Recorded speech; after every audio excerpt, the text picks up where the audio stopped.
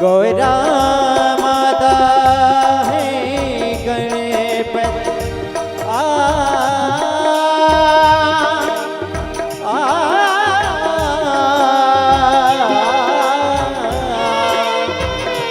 गौरा माता माने है गणपति शिव जी दावरे दान की गणपति ओ शिव जी दावरे दान पहला लड्डूवन दा भोग लगे सारे काम जोड़ गए ओ गणपति जी गणेश नु मनइए सारे काम जोड़ गए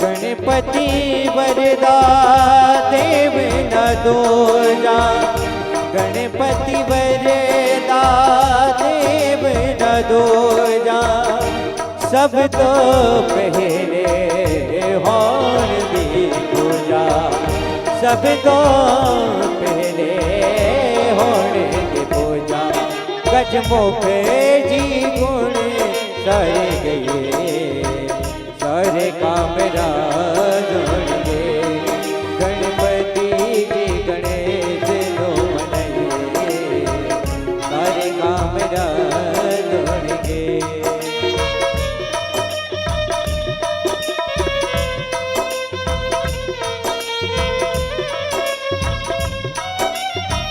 राधे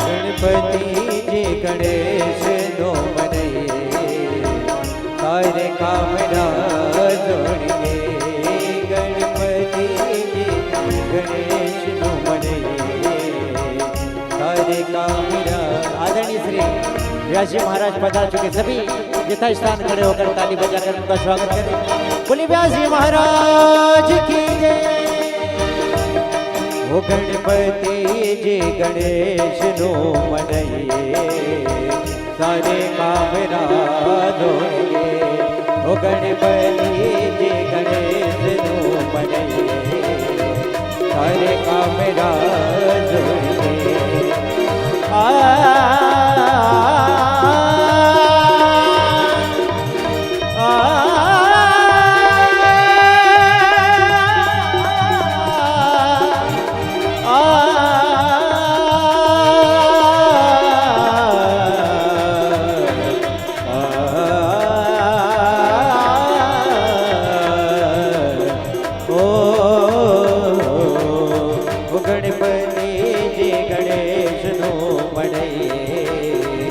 सारे काम जोड़ गए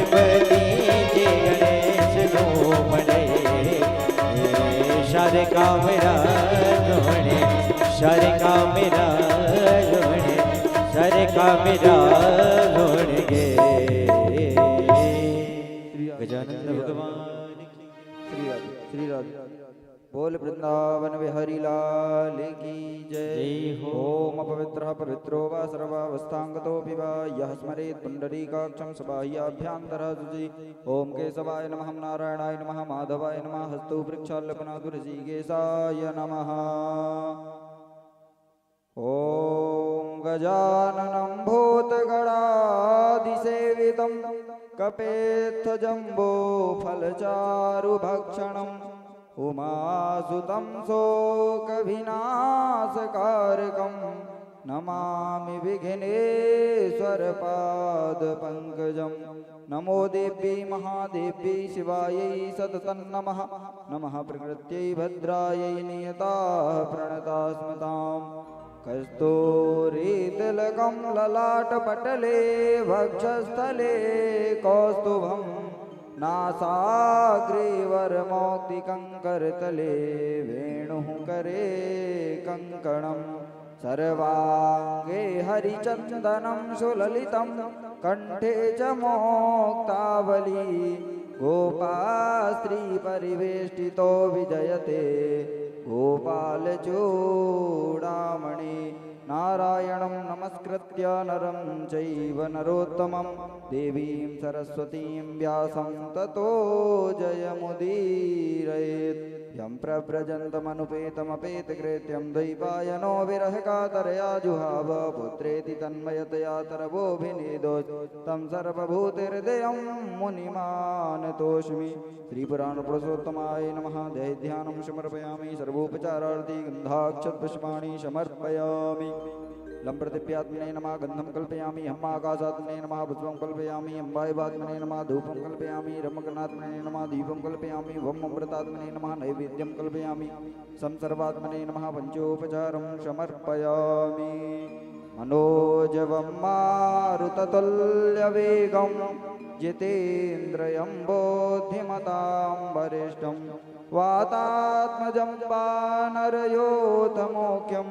श्रीरामदूतं शरणं प्रपद्ये ओम पवनपुत्राय नमः दैध्यानं समर्पयामि सर्वोपचारार्थे गन्धाक्षतपुष्पाणि समर्पयामि अखण्डमण्डलाकारं व्याप्तं येन चराचरं तत्पदं दर्शितं येन तस्मै श्री गुरवे नमः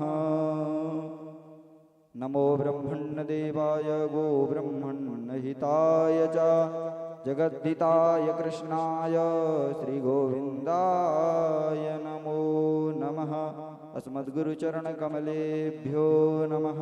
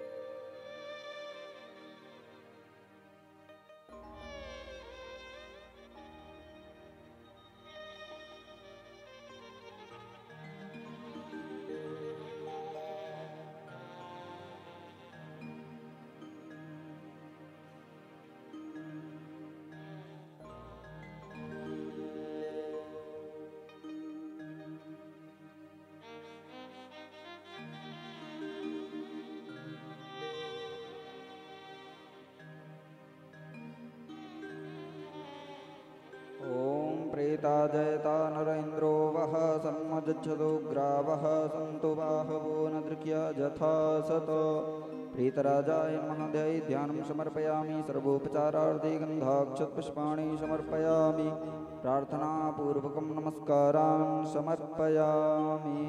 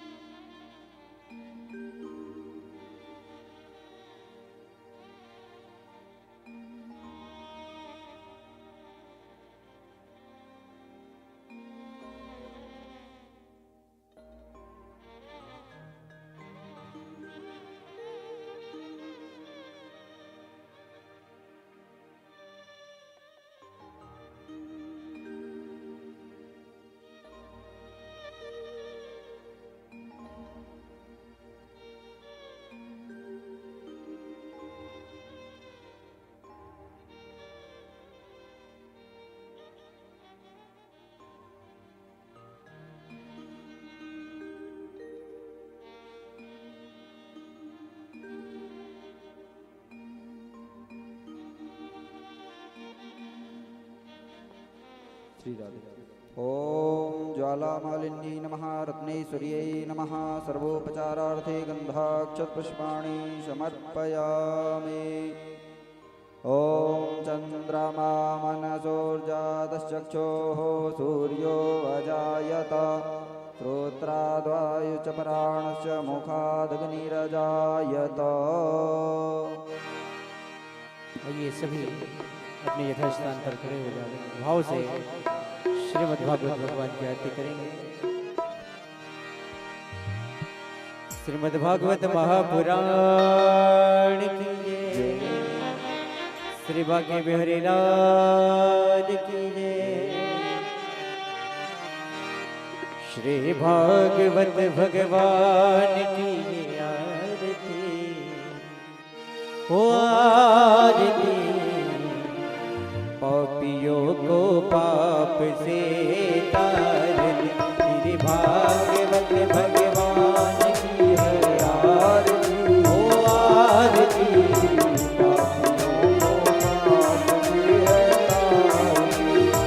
आरती हो आरती, पापियों को तारती। आरती हो आरती, पापियों को तारती। पापियों को तारती, भव से पार वो तारती। श्री भागवत भगवान की है आरती, वो आरती। पापियों को पाप से तारती। राधे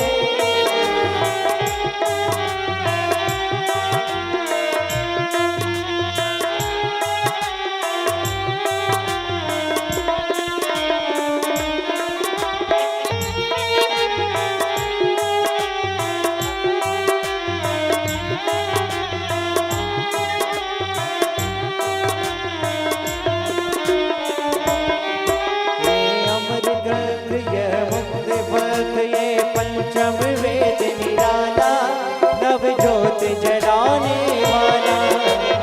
अमर ग्रंथ ये मोक्ष पंथ, ये पंचम वेद निराला, नवज्योति जगाने वाला। हरि नाम ये हरि नाम ये, हरि नाम यही, हरि नाम यही। जग के मंगल की है आरती। पापियों को पाप से तारती। श्री भागवत भगवान की है आरती, पापियों को पाप से तारती।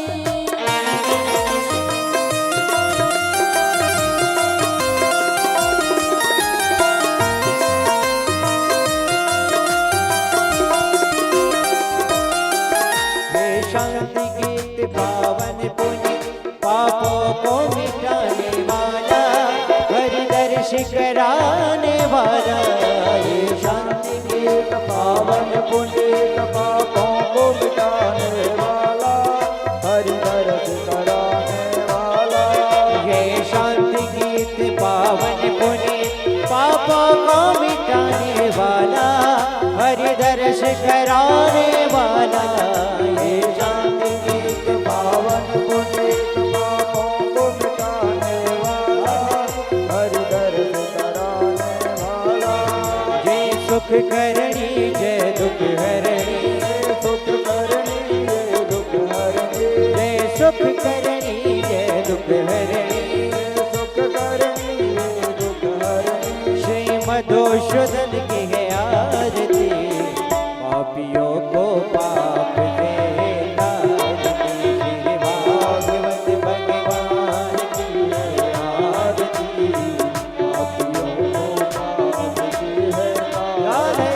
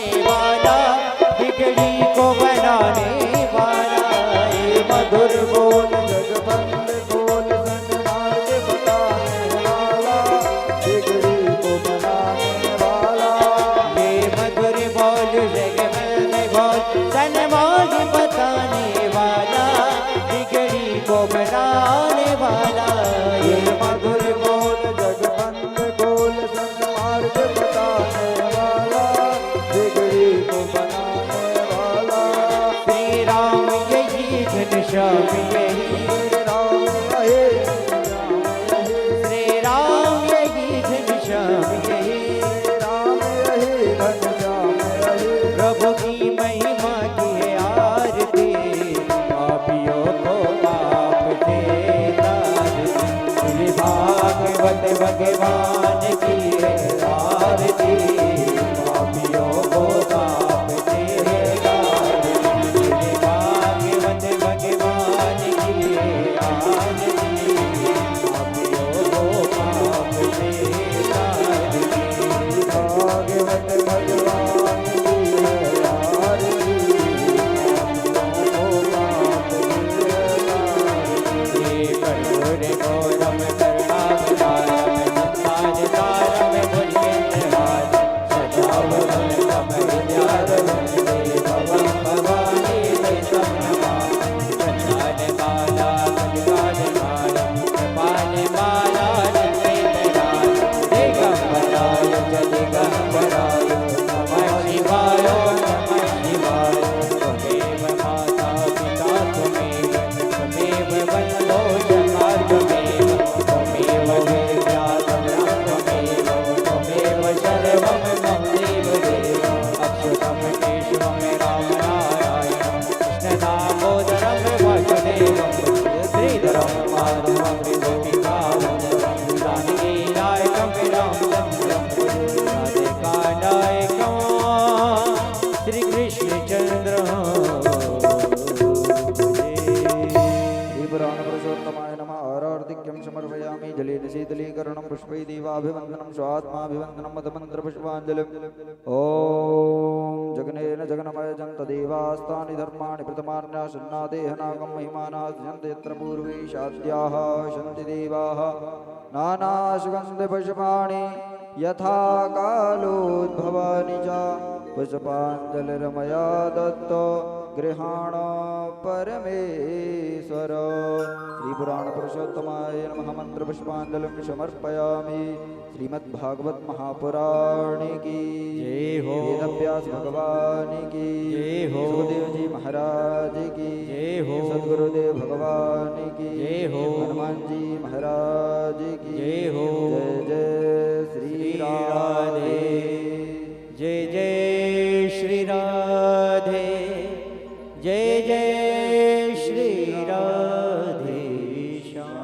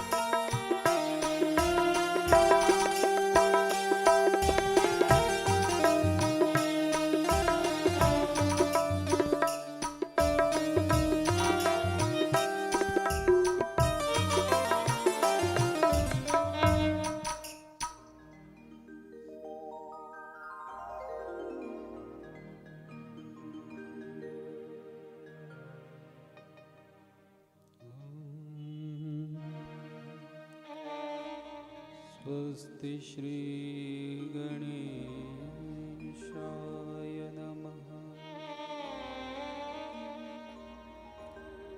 श्री सरस्वत्यै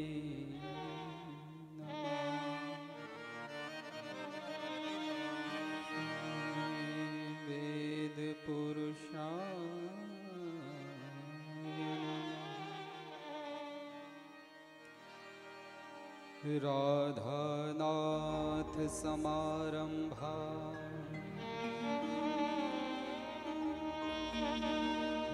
गौरचन्द्राय मध्यमा अस्मदाचार्यपर्यन्ता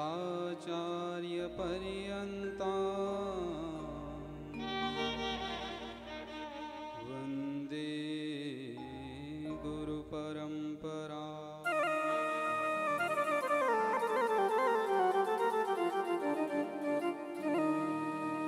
श्रीकृष्ण चैतन्य प्रभु नित्यानन्द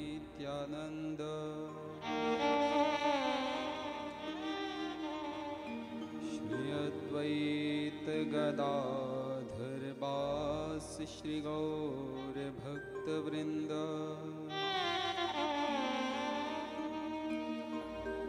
चैतन्यं सुमनो मनो मन मनो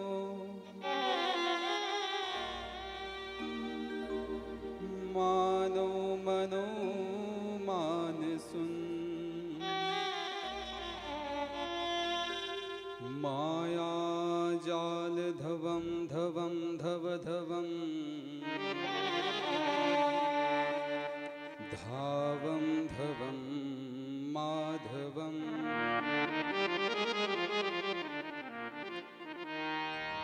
श्वासा सार सरम सरम सर सरम सारम सरम मासरम वैकुण्ठाधिभवं भवं भव भवं भावं भवं शाम्भवम्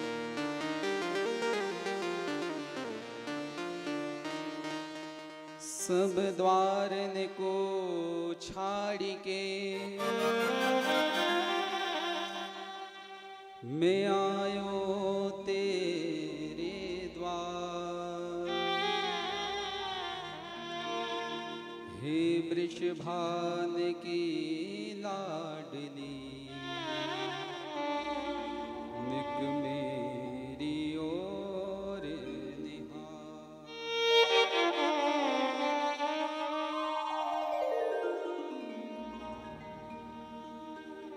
हरे कृष्ण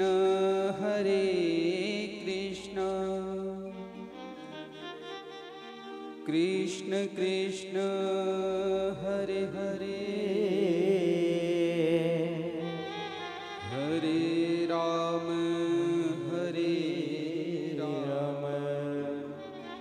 राम राम हरे हरे। बोल वृंदावन बिहारी लाल की जय हो। श्री राधा रानी सरकार की जय हो।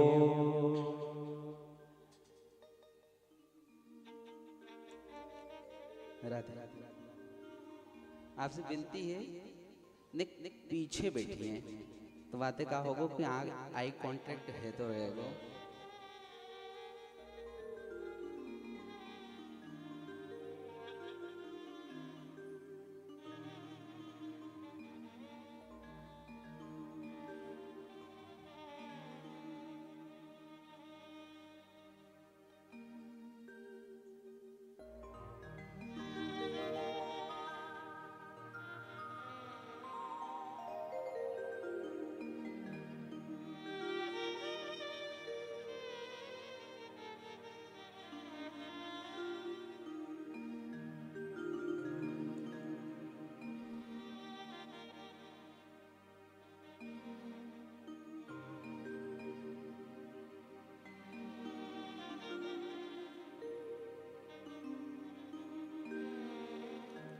जय जय श्री राधारमण जय जय नवल किशोर जय गोपी चित चोर प्रभु जय जय माखन चोर जय जय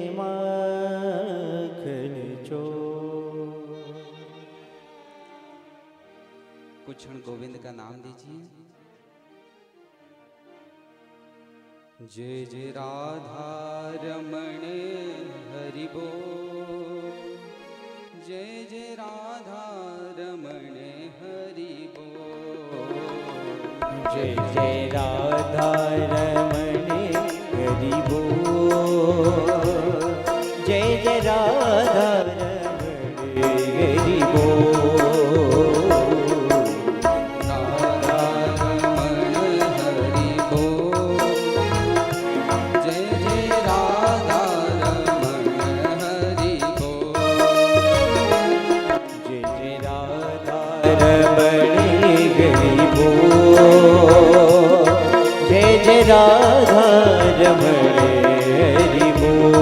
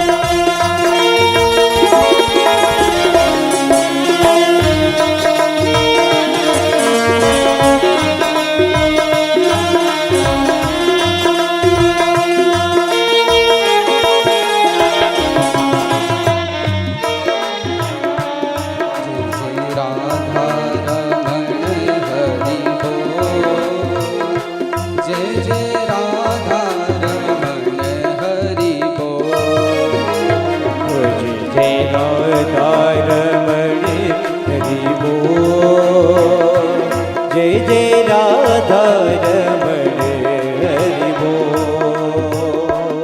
दो रस के भरे हैं कपोल, राधे जय जय राधा रमण हरि बोल, दो रस के भरे हैं कपोल, जय जय राधा रमण हरि बोल। यमुना के जल में बही श्याम खेले, यमुना की जल में बहे शाम के, लहरों में उछले करत की डोले, चलने में मुस्के करते किलोले। दो रस के भरे हैं कपोल, जय जय राधा रमण हरि बोल, को रस के भरे कपोल, जय जय राधा रमण हरि बोल। जय जय राधा रमण हरि बोल, जय जय राधा रमण हरि बोल, जय जय राधा रमण हरि बोल, जय जय राधा रमण हरि बोल। हरि बोल हरि बोल हरि बोल हरि बोल हरि बोल हरि बोल। जय जय राधा रमण हरि बोल, जय जय राधा रमण हरि बोल, जय जय राधा रमण हरि बोल, जय जय राधा रमण हरि बोल, जय जय राधा रमण हरि बोल, जय जय राधा रमण हरि बोल, जय जय राधा रमण हरि बोल। बोल गोपाल कृष्ण भगवान की जय हो। निक समय की अल्पज्ञता है यह कि ताई थोड़ा संक्षेप में लेके चलें। बाकी 7 दिन है अपने पास, वह में आनंद भी लेंगे हर विषय को। और गोविंद के नाम के बिना सारा विषय रस विहीन है, वो भले ब्रह्म की ज्ञान की बात क्यों ना हो।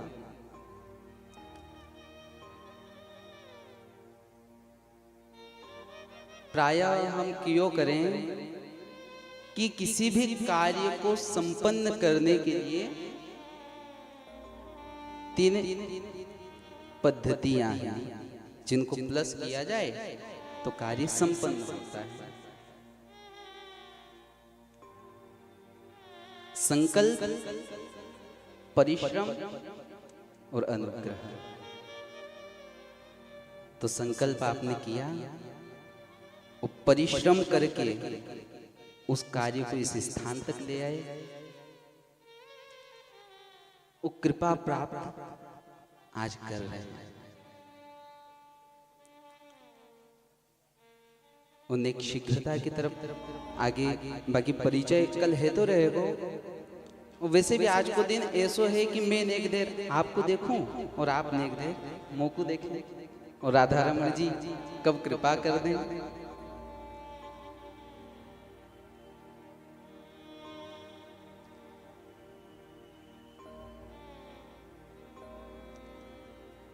विषय पकड़ नहीं पा रहे हैं कि भूमिका अगर बनाई जाए तो कहाँ से प्रारंभ की जाए। तो उसी विषय को दे दीजिए आप, कि शायद उसमें श्लोक लिखा है, दानेन त्यजति दुर्मति। सबसे पहली बात धर्म। इस विषय को अगर पकड़ा जाए थोड़ा गहराई से तो सर्वप्रथम धर्म, क्योंकि दान का विषय है। दान प्रत्येक स्थान पे धर्म से संबंध रख रहा है। वो भले आप विद्या दान कर रहे हैं, अन्न दान कर रहे हैं, धन दान कर रहे हैं,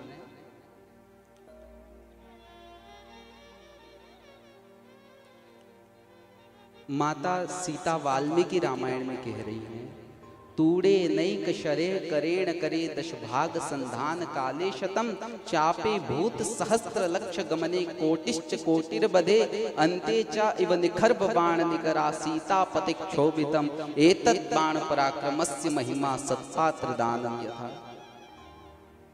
कि मेरे राघवेंद्र की एक बाण की महिमा सुनिए। तूड़ में से जब निकाल के अपने धनुष की प्रत्यंचा तक लाते हैं तो 10 हो जाते हैं, खींचते हैं तो 100 हो जाते हैं, छोड़ते हैं तो 1000 हो जाते हैं, लक्ष्य तक पहुंचते हैं तो लाख हो जाते हैं, और लक्ष्य का जब वध हो जाता है तो करोड़ हो जाते हैं। और जब उस लक्ष्य के पास जाकर आप एक एक बाण का चयन करके उनको निकालें तो अंते चैव निखर्भ बाण निकरहा। उस समय उन बाणों की गणना नहीं की जा सकती, गिनती इतनी गणित में अभी आगे पहुंचा नहीं कि उस बाणों की महिमा या फिर उन बाणों को गिना जा सके। माता सीता कहती है ये मेरे राघवेंद्र की बाण तो है ही हैं, लेकिन सत्पात्र दानम यथा। आपका विषय दान था, तो ये महिमा सत्पात्र को दान देने की है। क्या आपने जेब से निकाला 10 हो जाएगा, आगे बढ़ाया 100। जब जिस समय उस व्यक्ति ने उसका उपभोग किया तो उस 1 रुपये का शायद पुण्य आपके जीवन में गिना नहीं जा सकता। और देखिए एक विषय और कंफर्म कर दूं महाराज, कि मोत या आशा मत रखियो कि मैं कोई ज्ञान की, वैराग्य की या योग की चर्चा कर रहा हूं। एक विषय शायद आपके अंदर एक पुस्तक रखी हुई है, विचार एक औषधि। तो बस विचार बिखेरवे के ताई आयो हूँ, और वह विचार में ही वृंदावन से रस लायो हूँ महाराज। ने पुष्प लिया तो शायद मुरझाए जातो, कमजोर रह जातो। मैं तो बस सुगंध लाया हूँ जो राधा रमण जी में इत्र के रूप में बिखर रही है।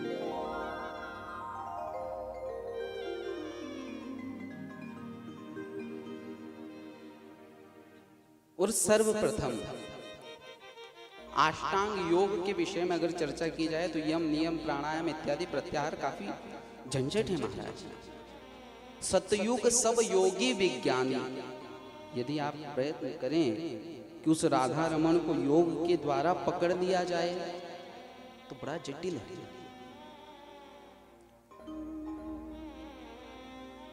अष्टांग योग को ही गीता में 3 भागों में विभाजित कर दिया गया, कर्म योग, भक्ति योग और ज्ञान योग। और इन तीनों योगों से ही संपन्न मोको ऐसा लगे श्रीमद् भागवत महापुराण है। जहाँ में उन अष्टांग योगन को ही समेट के रख देना महाराज। वो रसमय, उसमें भी कहीं जाकर आपको प्राणायाम नहीं चढ़ाना। इसको प्रभु जी थोड़ा सा शायद एक को कम कर दीजिए, ठीक है? हाँ काफी। गुरुदेव क्यों करते कि महाराज एक बार एक सज्जन गए और अपनी मन में विचार बनाया कि ऐसे तो भगवान मिल नहीं रहे, बड़ा समय हो गया, कुछ योग के द्वारा किया जाए।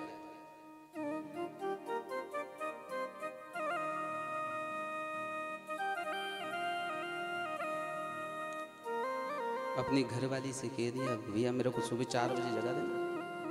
पहले तो पूरे क्षेत्र में घूमे कि कोई ऐसा योग गुरु मिले।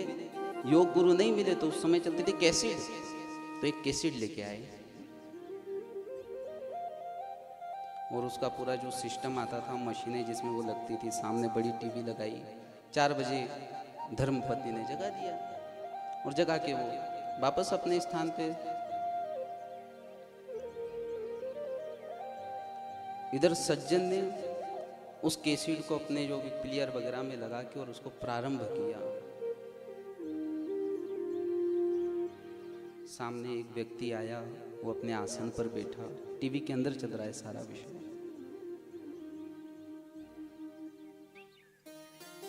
सांस भरना, पहले तो 3 बार ओम ओम पड़ा। अगर अभी बोल नहीं सकते क्योंकि समय की अल्पज्ञता है, बड़ा लंबे लंबे समय तक। सामने वो भी अपना आसन लगा के बैठ गए, जैसा गुरुजी करेंगे टीवी के अंदर वैसा ही मैं करूंगा। ओम ओम बोलने के बाद उन्होंने कहा अपनी नाक को बंद कर कर दूसरी नाक से सांस खींचा जाए। इनने भी सांस खींची, फिर कहा छोड़ दो। प्राणायाम है। दूसरी बार फिर नाक पे उंगली लगाई, फिर सांस खींची। अब सांस खींची और वो कैसेट अटक गई। अब कैसेट अटक गई तो महाराज की सांस भी रुक गई। बड़ा लंबे समय तक चल रहा है। अब थोड़ी देर बाद जब सांस एकदम रुकी तो झटके से खांसते, अरे इतना लंबा। फिर जब थोड़ा क्लियर के पास जाकर देखा, अरे ये तो कैसेट अटक गई थी। उसको आगे बढ़ाया।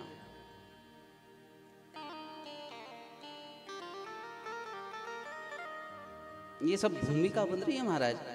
और आज लगभग हुई हो तो 5-6 बजे तक मैं भूमिका ही बनाऊंगा।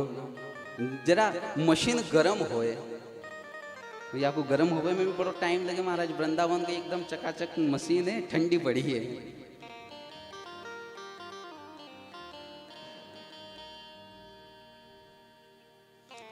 आगे महाराज जब वापस कैसेट को ठीक करके और उसके अंदर फिट किया गया, फिर लगाया गया, तो वो भी प्लेयर पहली बार चला रहे थे जो मशीन थी उसको। अब वो फॉरवर्ड हो गई।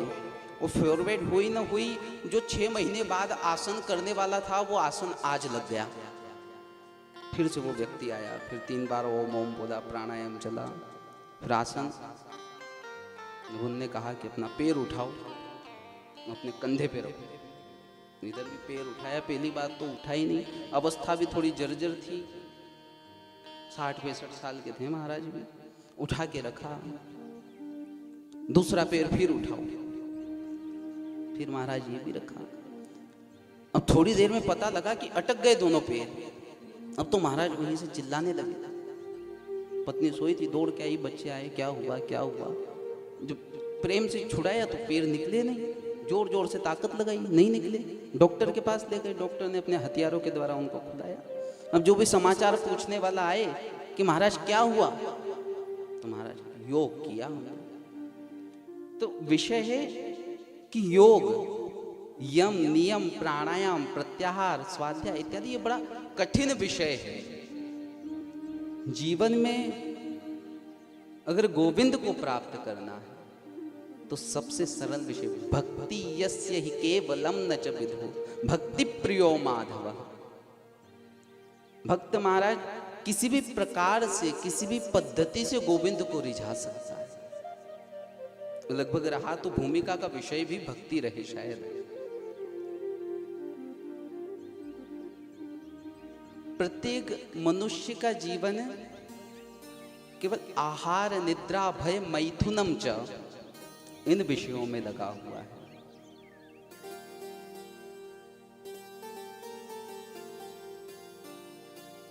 राधे, आप हम सब जितना प्रयत्न कर रहे हैं आज धन के लिए, प्रतिष्ठा के लिए या किसी भी विषय से, वो सारा प्रयत्न केवल इन 4 विषयों के लिए है। आहार भोजन के लिए कि महाराज आज रोटी बन रही तो कल और अच्छों का व्यंजन बनेगा, परसों मालपुआ बनेंगे, अच्छो धन कमाएंगे तो और अच्छी व्यवस्थाएं बनेंगी। आहार। दूसरा निद्रा। महाराज आज ने एक जमीन पे सोना पड़ रहा है तो कल डबल बेड पे, परसों और कोई अच्छा गद्दा लिया जाएगा, इसीलिए धन कमाया जा रहा है या परिश्रम हो रहा है। भय।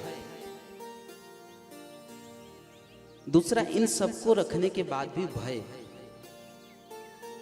चौथा मैथुन, संतति क्रिया।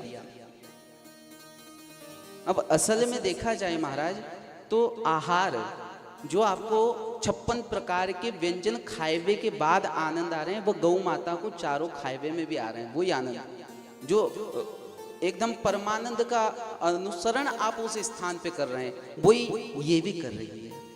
निद्रा, जो आप बड़े बड़े बिस्तर पे सोने के बाद नींद को अनुभव करो कि महाराज आज तो बहुत अच्छे से सोए, वो घोड़ो बिना बैठे ठाड़े ठाड़े सोवे में भी कर लेवे। भय, जितना भय आपको है उतना उसको भी है। मेरे हिसाब से वो हिम्मत भरे, अपन अधिक डरपोक है। मैथुन, जो संतति वाली क्रिया है, जितना असर उसका है उतना ही मनुष्य को भी है। लेकिन महाराज इन 4 चीजों के लिए क्या कुछ नहीं छोड़ रहे हैं। प्रत्येक कार्य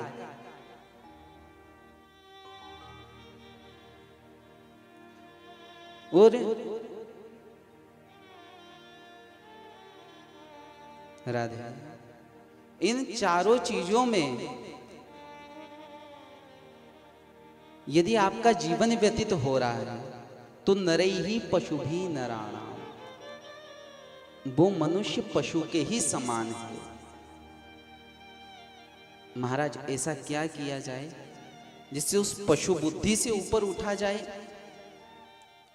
कुछ विलक्षण देखा जा सके, विलक्षण करा जा सके। नारद जी महाराज ने ज्ञान और वैराग्य को अनेक प्रकार के शास्त्र, वेद, सांख्य, उपनिषद न जाने क्या क्या सुना दिए, लेकिन आकाशवाणी हुई कि महाराज सत्कर्म करो, सत्कर्म सूचको नूनम। नारद जी ने कहा मैं अभी तक कुकर्म कर रहा था, क्या है वो सत्कर्म? तो महाराज जिसके लिए आप यहाँ बैठे हैं यही सत्कर्म है। भागवत के प्रथम श्लोक से, पद्म पुराण के महात्म्य से प्रथम एक श्लोक लिखा है, शायद आप सबने श्रवण कर रखा होगा। कृष्णं नारायणं वन्दे, कृष्णं वन्दे व्रजप्रियं, कृष्णं द्वैपायनं वन्दे, कृष्णं वन्दे वृथासुतम्।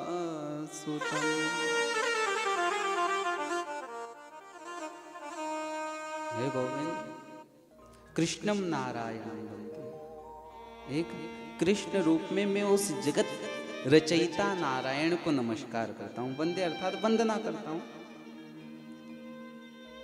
कृष्णम वंदे ब्रजप्रियम। द्वितीय, कृष्ण रूप में नंद नंदन यशोदा नंदन श्री कृष्ण कन्हैया लाल को मैं प्रणाम करूं। कृष्णम द्वैपायनम वंदे। तीसरा, कृष्ण रूप में मैं द्वैपायन श्री व्यास जी महाराज को, जिन्हें श्रीमद् भागवत महापुराण लिखी, उनको नमस्कार करता हूं। कृष्णम वंदे प्रथासुतम।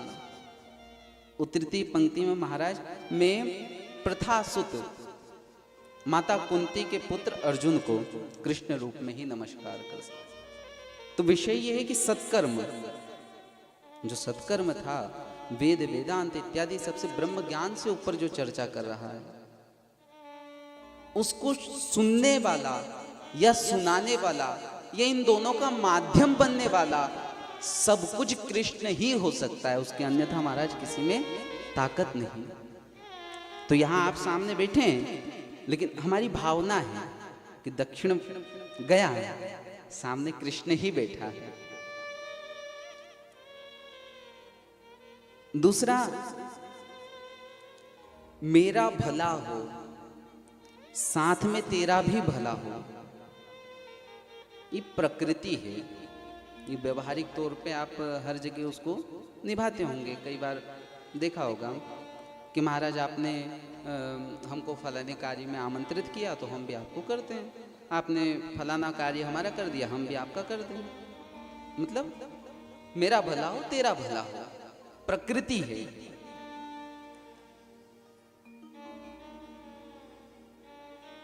मेरा, केवल मेरा ही भला हो, भले तुझे कष्ट हो जाए लेकिन मेरा ही भला हो, ये विकृति है। महाराज थोड़ा सा कष्ट मैं भोग लूंगा, थोड़ी सी तकलीफ मुझे हो जाएगी, लेकिन तेरा भला हो जाए, ये भारतीय संस्कृति है। बोल वृंदावन बिहारी लाल की जय हो। विषय को समझिएगा ठीक से, दोनों का भला हो प्रकृति है, केवल मेरा भला हो विकृति है, और मैं कष्ट झेल लूंगा लेकिन तेरा भला हो जाए, ये भारतीय संस्कृति है। यही हमको हमारे पूर्वजों से मिली। तो आज जो हमारे कश्यप जी हैं वकील साहब, इनका शायद उस संस्कृति वाली गणना में ही नंबर लिया जा सकता है, क्योंकि परिश्रम बड़ा है। लेकिन मेरा तो हो ही रहा है महाराज, आप सबका भी कल्याण हो जाए, निमंत्रण दे के जा रहा हूं, आइयो नेक जरूर। तो संस्कृति है, ये हमको पीढ़ी दर पीढ़ी इस धरा पे रहने से मिली।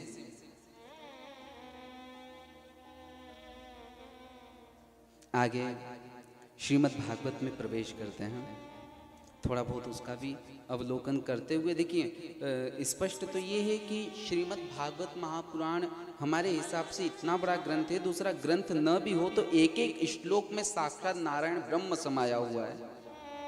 उस नारायण की विवेचना कर देना, इतनी सामर्थ्य महाराज वाणी में नहीं। ये तो मूकम करोति वाचालम, जितना वो कहलवा दे वो ठीक है। और स्पष्ट ये रहे कि वैदिक रूप से तो पंडित जी पाठ कर ही रहे हैं, हम अपने विचार उसमें रखते चलेंगे, कुछ प्रसंगों को सजाते चलेंगे और कुछ प्रसंगों को नमस्कार करते हुए चलेंगे। सभी साथ में बोलिए, सच्चिदानंद रूपाय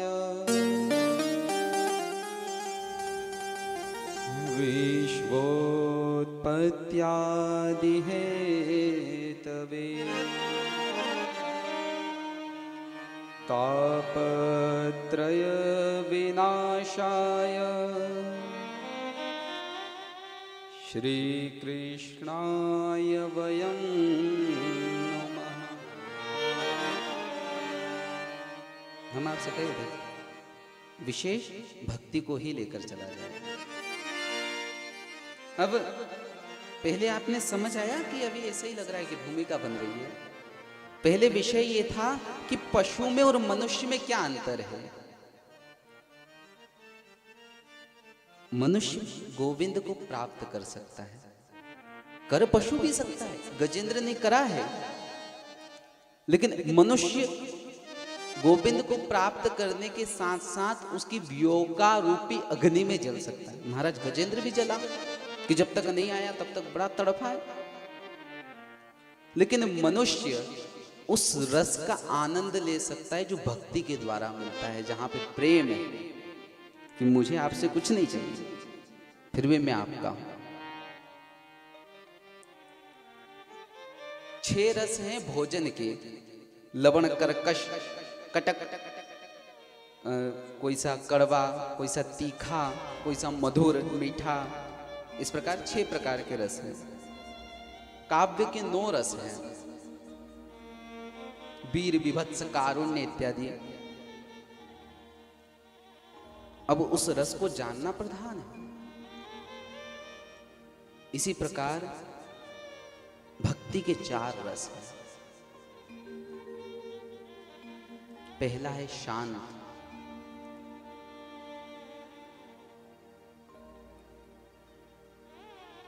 जब जीवन की ये सारी उथल पुथल केवल बाहर व्यक्त होने लगे कि इससे मुझे कोई कष्ट नहीं हो रहा, मैं तो आनंदमय हूं, मैं उस परम स्वरूपा परमात्मा की ज्योति हूं, तो उस भक्ति में सबसे पहले शांति छा जाती है। दूसरा दासत्व। भक्ति सबसे पहले दास बनाती है। गीता में भगवान कहते हैं सर्वधर्मान परित्यज्य मामेकम शरणं व्रज। अरे अर्जुन, प्रत्येक धर्म को छोड़कर मेरी शरण में आ जाओ। अर्जुन ने कहा प्रभु मैं तो कब से शरण में पड़ा हूं।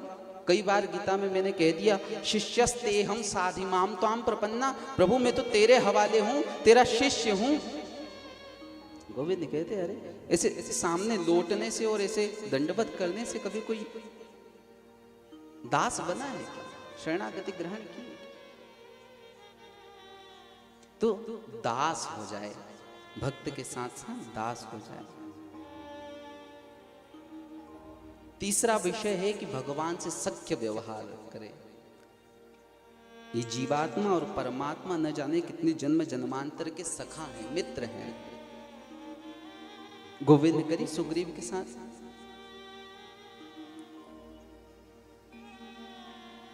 चौथा विषय, चौथा रस जो है भक्ति का,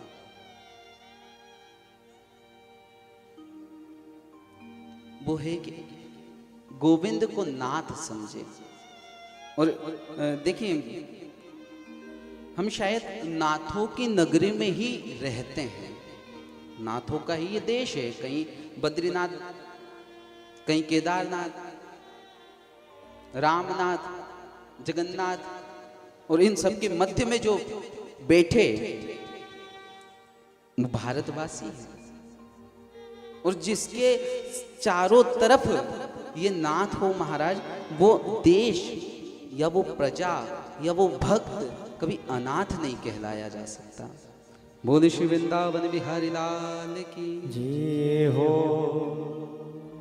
एक विषय और वकील साहब, देखिए क्या होता है कि जब आयोजन आप करते हैं ना,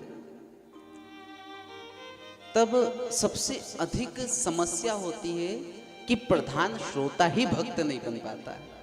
बाकी संसार बन जाता है लेकिन श्रोता को समय नहीं। तो भक्त या श्रोता, इसमें भी 4 पद्धतियां हैं। इन पद्धतियों को समझेंगे तो भक्ति को समझना बड़ा आसान हो जाएगा। फिर धीरे धीरे अगर ठाकुर जी कृपा करेंगे तो अपन कर्म योग पे भी चर्चा करेंगे, भक्ति योग पे भी चर्चा करेंगे और ज्ञान योग पे भी चर्चा करेंगे। लेकिन विषय बड़े जटिल हैं। यहाँ पे कहना इसलिए उचित लग रहा है कि आप सब शिक्षित हैं। भोला व्यक्ति भक्त बहुत जल्दी बन जाता है, लेकिन शिक्षित व्यक्ति ज्ञानी ही बनता है, भक्त नहीं बनता।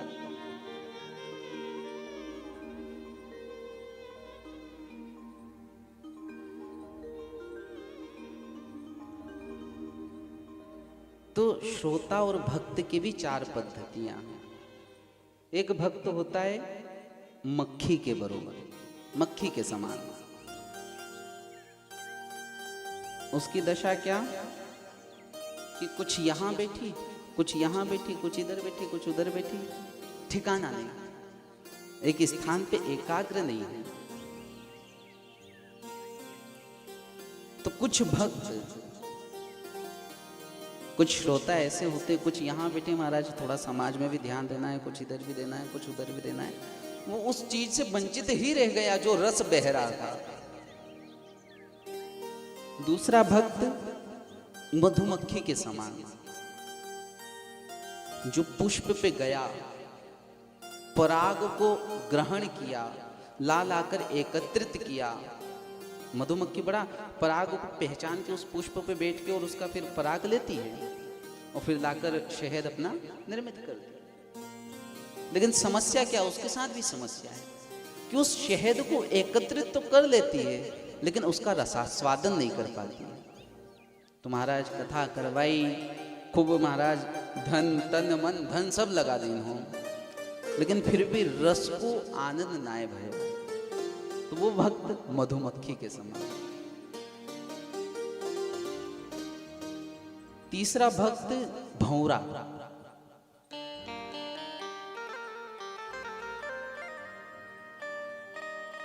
भौरा पराग को ग्रहण भी करता है। किसी कमल पे गया तो उसकी तंतु से जो उसको ग्रहण करने योग्य पदार्थ है, रस है, उस रस को ग्रहण करता है। फिर द्वितीय दिन, फिर तृतीय दिन, तो वो भक्त भी बरोबर भक्त नहीं हुआ। राधे, वो भक्त भी बरोबर भक्त नहीं हुआ। ये तो समस्या आपने प्रकट कर ली है प्रभु जी। अब तो राधे कर करके बार बार वो भक्त भी भक्त नहीं बन पाया, क्योंकि पराग ग्रहण कर रहा है, जानता है किस पुष्प में पराग है और कहां से मुझे मिल सकता है, लेकिन उसकी नित्य जो दौड़ है वो नित्य नए पुष्प की तरफ है। उसका डिसाइड नहीं कि एक ही पुष्प पे जाके पराग लेगा, आज इधर तो कल उधर, भटकाव जीवन में। तो वो भी श्रेष्ठ नहीं हुआ। सदगुरुदेव कहते हैं तीसरा चौथा भक्त है चकोर। चकोर पक्षी की एक स्वाभाविक आदत है कि जब भी बादल देखता है तो केवल आसमान से, आकाश से बरसा हुआ जल ही ग्रहण करता है और अपनी चोंच खोल के बैठ जाता है। किसी महात्मा ने उसकी दशा देखी तो उससे कहा, अरे चकोर, ये जो गरजते हैं ये बरसते नहीं, ये काले काले बादलों के चक्कर में तू मुंह खोल के बैठा है, ये बरसने वाले नहीं, मुंह मत खोल के बैठ। वो श्रेष्ठ है। उस प्रकार का यदि भक्त है, उस प्रकार का यदि श्रोता है, तो चकोर जवाब देता है कि देखो प्रभु,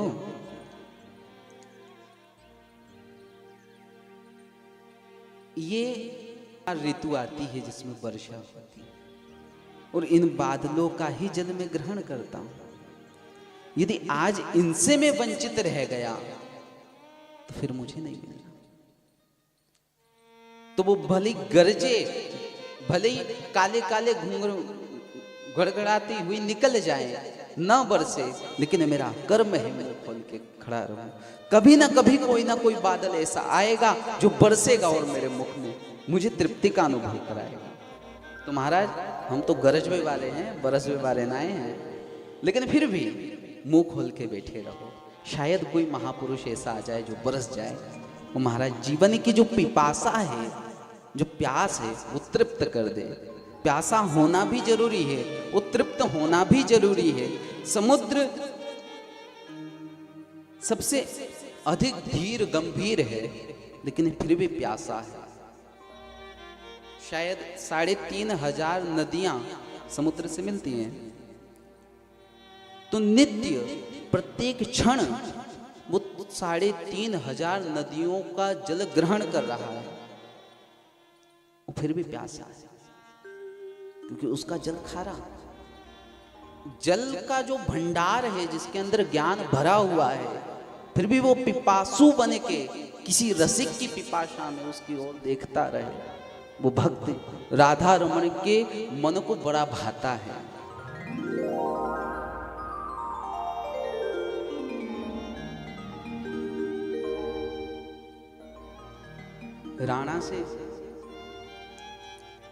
राणा ने मीराबाई से कहा, मीराबाई, तेरे भीतर ऐसा कौन सा गुण है जिससे तू इतनी सुंदर सुंदर पद गाती है?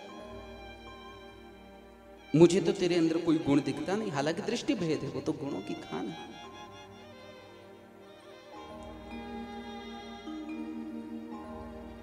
महात्मा कहते हैं,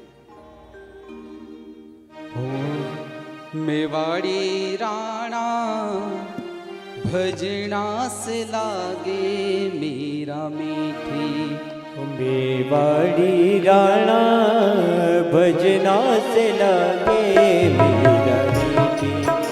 मेवाड़ी राणा भजना से लागे मेरा मीठी। मेवाड़ी राणा भजना से लागे मेरा मीठी। मेवाड़ी राणा भजना से लागे मेरा मीठी। भजना से लागे मेरा मीठी। ओ भजना से लागे मेरा मीठी रे। मेवाड़ी राणा भजना से लागे मेरा मीठी। मेवाड़ी राणा भजना से लागे मेरा मीठी। भक्त किस विषय से भक्त दिख रहा है? उसके पास बल किस विषय का? काहू के बल भजन को, काहू के आचार कि महाराज ऊंचे कुल में अच्छे घर में जन्म लिया तो आचरण अच्छे, और व्यास भरोसे कुंवर के सोबत पांव पसार। हरिराम व्यास जी कह रहे कि महाराज मेरे को तो उसी का भरोसा है। क्यों? तेरे अंदर ऐसी क्या विशेषता जो उसने देखी?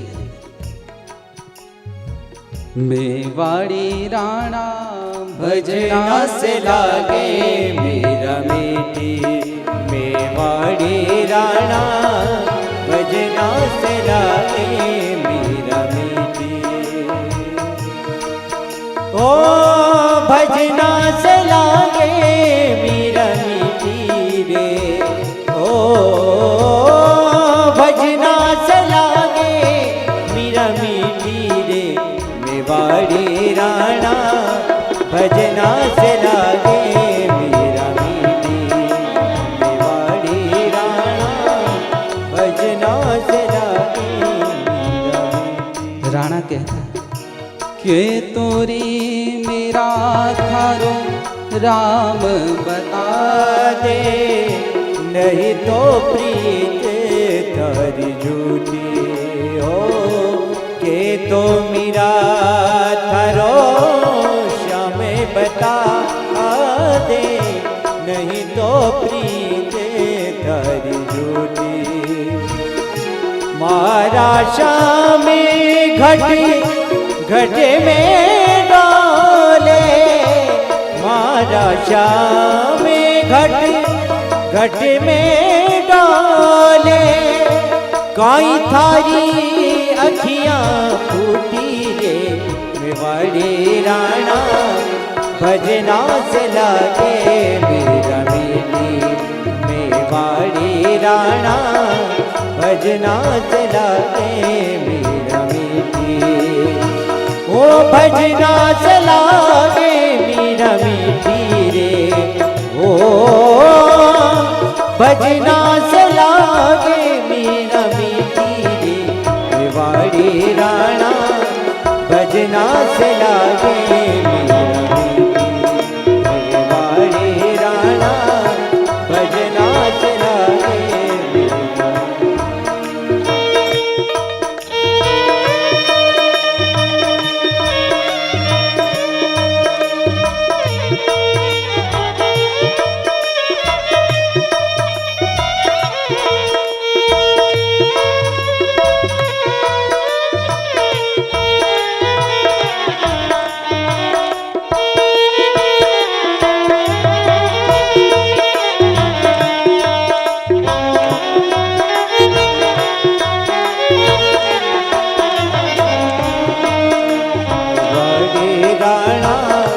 भजना से लागे मेरा मीठी। वो सकरी गली में मारा सतगुरु मिलिया। किस वेद फेरो में अकूटिया। सकरी गली में मारा सतगुरु मिलिया। किस वेद फेरो में अकेली। किस बीध फिरूं मैं अकेली, ओ किस बीध फिरूं मैं अकेली रे, मेवाड़ी राणा भजना से लागे मेरा रे, मेवाड़ी राणा भजना से लागे मेरा भजना से लागे मेरा रे हो, भजना से लागे मेरा रे, मेवाड़ी राणा भजना से लागे मेरा मेवाड़ी राणा भजना से लागे मेरा भोल गोपाल कृष्ण भगवान की जय हो। तो भक्त भक्त लग कहां से रहा है, उसकी भी तो कोई पहचान हो।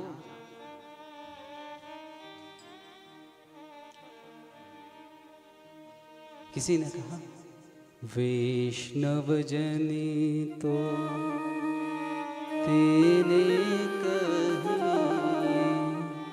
जो पीर पराई जाने रे, जो दूसरे को प्रताड़ित होते कष्ट में बिकलते हुए देखे और उसका हृदय रोने लग जाए कि मैं मेरा सर्वस्व इसको अर्पण कर दूं, मेरा नारायण इससे भिन्न और कहीं दिखता है क्या।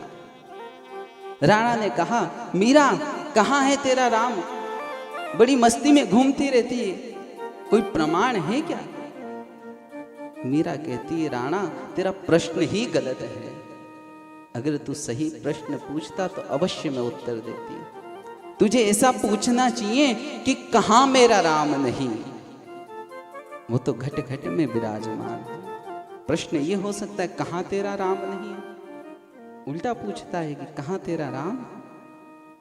तो भक्त उसके अंदर चार रस हो, चकोर की भांति गोविंद की कथा के लिए नित्य निरंतर उत्साहित रहे। भक्त वो जो दूसरे को कष्ट में देखकर स्वयं उसके लिए कष्ट भोगने के लिए तैयार हो जाए। भक्त वो जो गोविंद को रिझाए। भक्त वो जो पाप और पुण्य से परे पहुंच जाए। महाराज भक्त बनने के लिए बड़ा त्याग होना चाहिए। पाप और पुण्य, यदि आपकी धारणा अभी ये है कि मैं श्रीमद् भागवत महापुराण करके या श्रवण करके कोई पुण्य अर्जित कर लूंगा, तब तो अभी भक्त से बहुत दूर है, अभी वहां तक तो पहुंचे भी नहीं। क्योंकि वो सीमा जो है वो पाप और पुण्य से भी ऊपर की है। और योग का अर्थ, विषय अपना था भक्ति योग। योग का अर्थ होता है शायद प्लस, प्लस को हिंदी में योग कहा जाता है, एक और एक का योग, इस प्रकार। तो योग का अर्थ होता है प्लस हो जाना। जिस पद्धति के द्वारा नारायण से प्लस हुआ जा सके वो योग है। और जो भागवत के भीतर विराजमान होकर उससे प्लस कर दे वो भक्ति योग। भागवत भगवत भाष्यते सर्व वेदेषु, प्रत्येक वेद का भाष्य कहा गया हो जिसमें। भ से भक्ति, सरल भाषा में समझे। ग से ज्ञान, व से वैराग्य और त से त्याग। जो भक्ति से ज्ञान प्राप्त कर दे, ज्ञान से भक्ति प्राप्त कर दे गड़बड़ हो जाएगा। भक्ति से ज्ञान प्राप्त कर दे और ज्ञान से वैराग्य, और वैराग्य होते ही संसार के जितने कल्मिष हैं, क्रोध मोह मद मात्सर्य इत्यादि, ये सारे विषयों का त्याग हो जाए तो व्यक्ति भक्त बन गया।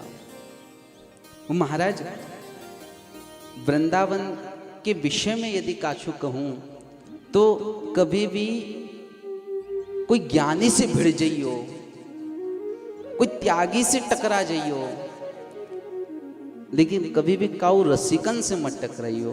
क्योंकि यदि कोई रसिक कोई भक्त से टकरा गए तो ये जो गिलास जल से उस रस से भरा हुआ झकुला जाएगा। इसका रस बिखरने लगेगा। भक्ति का और सरल विवेचन कहा जाए तो पागलपन,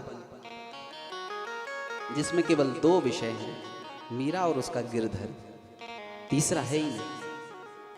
मीरा भजन करती करती महाप्रभु के पास पहुंची, सूचना पहुंचाई सेवक के द्वारा कि महाप्रभु जी से कहिए कि मीरा आई है, आपके दर्शन करना चाहिए। महाप्रभु जी को जब पता लगा मीरा आई है, तो अंदर से संदेश सेवक स्वयं पहुंच गया। उसने कहा महाप्रभु जी कभी भी किसी स्त्री से नहीं मिलते हैं, आप नहीं मिल सकती। मीरा ने कहा अच्छा, मैं तो समझी थी महाप्रभु गोसाई जी जो हैं बड़े ज्ञानी होंगे, लेकिन इनमें तो ज्ञान नाम की कोई चीज दिखती नहीं। मैं तो केवल इस संसार में एक ही पुरुष को जानती हूं, मेरे गिरधर गोपाल को, दूसरा कोई पुरुष मैंने देखा ही नहीं। क्या गोसाई जी अभी भी अपने आप को पुरुष मानते हैं? फिर तो भक्त हुए ही नहीं।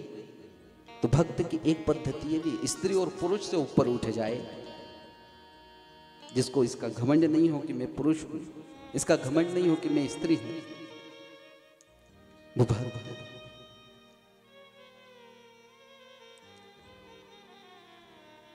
महाप्रभु जी, चैतन्य महाप्रभु जी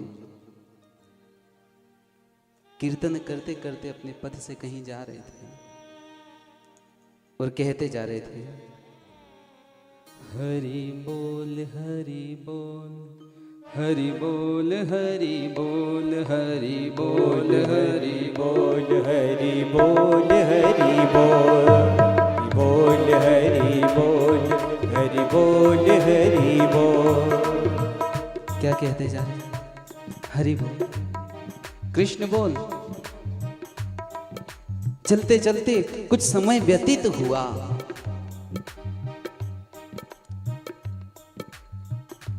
और थोड़ी सी पिपासा कंठ को व्याकुल कर रहे थे, लेकिन कृष्ण में इतने मगन थे कि होश ही नहीं।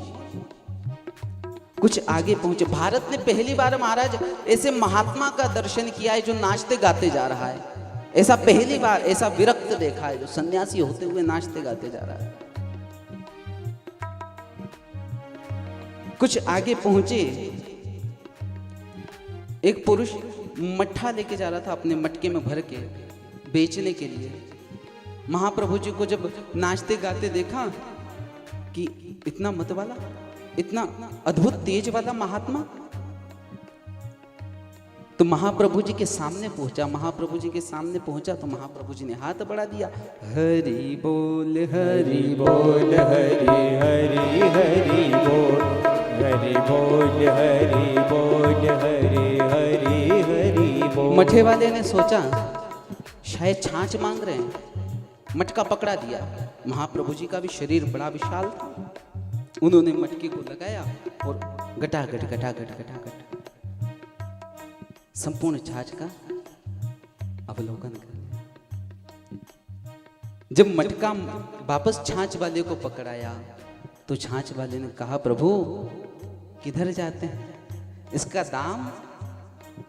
महाप्रभु जी, इसका दाम भी लगेगा क्या? अरे ये तो पहले बताना चाहिए था, मेरे को लगा तुम शायद मेरी सेवा में हैं और अपने भाव से पिला रहा है, मैं तो पी गया। अब पैसे वगैरह तो महात्मा हूं, मेरी जेब में तो कुछ नहीं। उसने कहा, महाराज अब मेरे मटके की मैं ले जाता, कुछ ना कुछ इसकी दक्षिणा आती, उससे मेरा घर चलता। महाप्रभु जी ने कहा, ऐसा कर कि मेरे पीछे 2 शिष्य आ रहे हैं, उनसे ले लेना जो तुझे। और नाचते हुए गाते हुए जा रहे हैं, हरि बोल हरि बोल, हरि हरि हरि बोल, हरि बोल हरि बोल, हरि हरि हरि बोल, हरि बोल हरि बोल, हरि हरि हरि बोल, हरि बोल हरि बोल, हरि हरि हरि बोल, हरि बोल हरि बोल, हरि हरि हरि बोल हरि बोल, हरि हरि हरि बोल। पीछे शिष्य भी आ रहे थे, वो भी एकदम मदमस्त गुरुजी जैसे, वैसे ही हाथ उठाते हुए वो प्रेम से गाते आ रहे। मठे वाले ने रोका, रुकिए रुकिए, आगे जो बड़े तेजस्वी दिव्य विभूति जिनकी नयनावली इस प्रकार लग रही थी मानो सहस्त्र सूर्यों की किरण एक साथ गिर रही हो धरती पर, वो महात्मा जा रहे थे। वो हमारी छाछ पान कर गए। उन्होंने कहा कि मेरे शिष्य आ रहे हैं, उनसे दे देना कुछ। शिष्य ने कहा जैसा गुरु वैसे चले महाराज, हमारे पास कहाँ, हमारी जेब भी खाली, लेकिन तुम्हें एक चीज दे सकते हैं। क्या?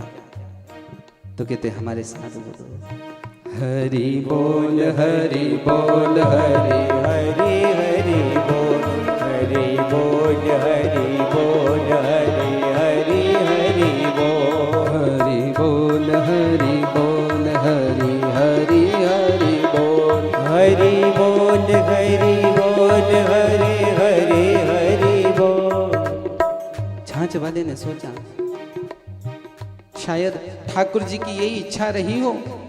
चलो कोई बात, मटका अपना वापस सिर पे रखा खाली और घर को चल दिया। मन में विचार करता जा रहा, कुछ नहीं मिला, कोई बात नहीं, लेकिन महात्मा थे गजब के, बड़ा गजब का मंत्र दे के गए, बड़ी मस्ती में थे। अब तो ये भी कहने लगा, आप भी कहिए, हरि बोल हरि बोल हरि हरि हरि बोल, हरि बोल, हरि बोल, हरि हरि हरि बोल, हरि बोल हरि बोल हरि हरि हरि बोल, हरि बोल, हरि बोल, हरि हरि हरि बोल। जैसे जैसे आगे बढ़ता हरि बोलता और उसके मटके में वजन सा बढ़ने लगा है।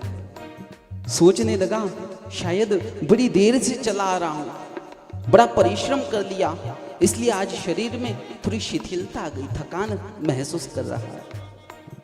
बैठिए जरा, हरि बोलेंगे। हाँ, जाने का प्रयत्न नहीं कीजिए, क्योंकि अब आपकी इच्छा हो या न हो आपने बैठना है, हमारी इच्छा हो या न हो हमें कहना है, क्योंकि आप कोई कर्म नहीं कर रहे हैं। जरा कुछ देर प्रयत्न करके देखिए, गोविंद ने सुविधाएं ऐसी बना रखी हैं कि आप न चाहें तब भी सुनाता है। आप ध्यान किधर ही रखिए, कान में शब्द पहुंचेंगे और पहुंचेंगे तो बोलना पड़ेगा। जब वजन बढ़ने लगा, अब तो धीरे धीरे स्थिति ये आ गई कि घड़ा नीचे रखने की नौबत आ गई। उसने सोचा कि इसको रखूं, अब तो बड़ा समय हो गया। घड़े को नीचे रखा और ऊपर जो कपड़ा बंधा था उस कपड़े को खोल कर देखा तो अनेक प्रकार के अमूल्य रत्न उस घड़े के अंदर भरे हुए थे। मन में बड़ी प्रसन्नता हुई। सोचने लगे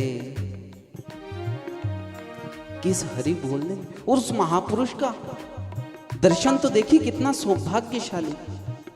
यदि हमारे जैसा होता तो महाराज घड़ा लेके घर आ जाता, आ गया आनंद, अब नहीं चाहिए। यदि इस मिट्टी के निर्जीव पात्र को छूने से उसने इतना हीरा भर दिया, तो सोचो यदि वो मुझे छू दे तो क्या भर देगा। अब तो उस दिशा में, जिस दिशा में चैतन्य महाप्रभु दौड़े थे, उस दिशा में दौड़ पड़ा और कहता जा रहा है, हरि बोल हरि बोल हरि हरि हरि बोल, हरि बोल, हरि बोल, हरि हरि हरि बोल, हरि बोल हरि बोल हरि हरि हरि बोल, हरि बोल, हरि बोल, हरि हरि हरि बोल, हरि बोल हरि बोल हरि हरि हरि बोल, हरि बोल, हरि बोल, हरि। इस बार इंतजार नहीं किया उसने कि महाप्रभु मुझे छुएं, जाकर पीछे से झपट पड़ा बाबा पे। बाबा ने देखा पीछे से कौन चिपका। जब उसकी आंखों की उन अश्रुओं को देखा तो महाप्रभु से रहा नहीं गया, उन्होंने हृदय से लगा लिया। अब तो साथ में चल पड़ा कि बाबा तुमने जो मटका छुआ उसकी दशा मैंने देखी, मैं चाहता हूं इस घट को भी छू दो। ये भी एक घट है, घर में भाई खटपट, तो चल बाबा के मठ पर। तो वैराग्य जग गया और उनके साथ गाते हुए, गोविंद का नाम लेते हुए, ये भक्त की पहचान है कि उसका रोम रोम भी बोलेगा, हरि बोल हरि बोल हरि हरि हरि बोल, हरि बोल, हरि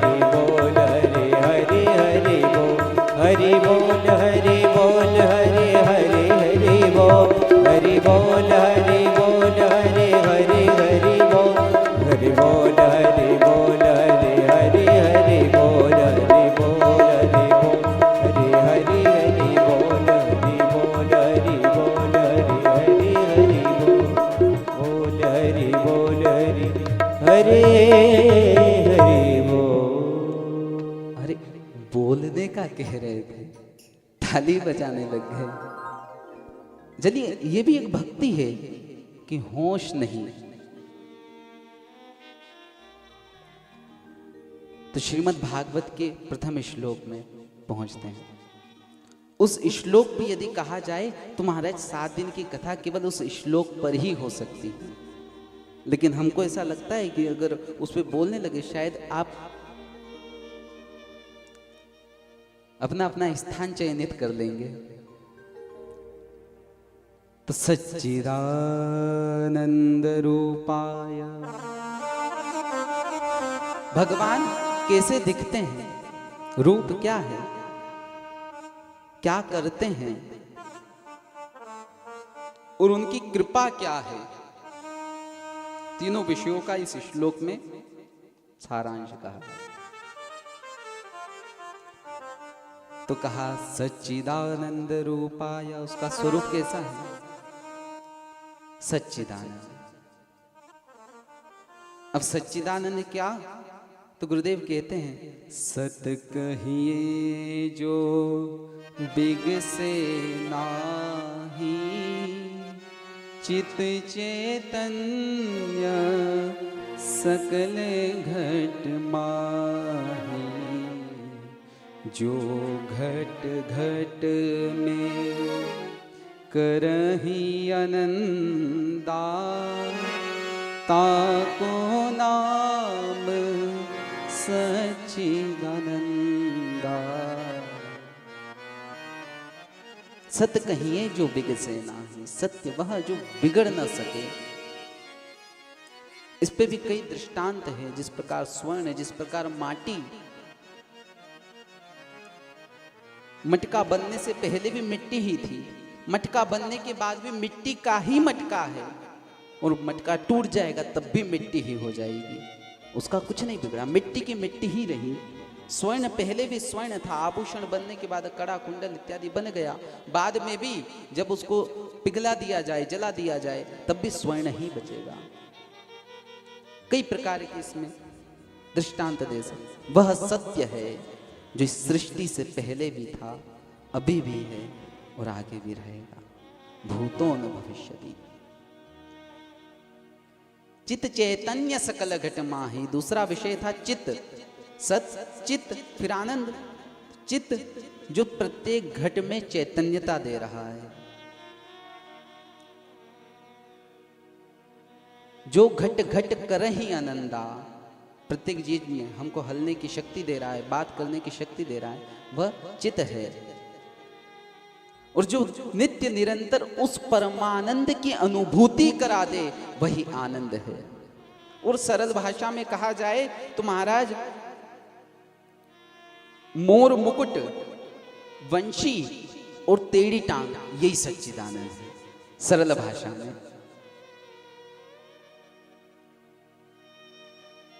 सच्चिदानंद रूपाय, कैसा स्वरूप है, सच्चिदानंद स्वरूप है। विश्वोत्पत्त्यादि है, तब क्या करता है, विश्व की उत्पत्ति, स्थिति और लय का कारण है, यही उसका कर्म है। तापत्रय विनाशाय, और उसकी कृपा हो जाए तो क्या हो जाता है,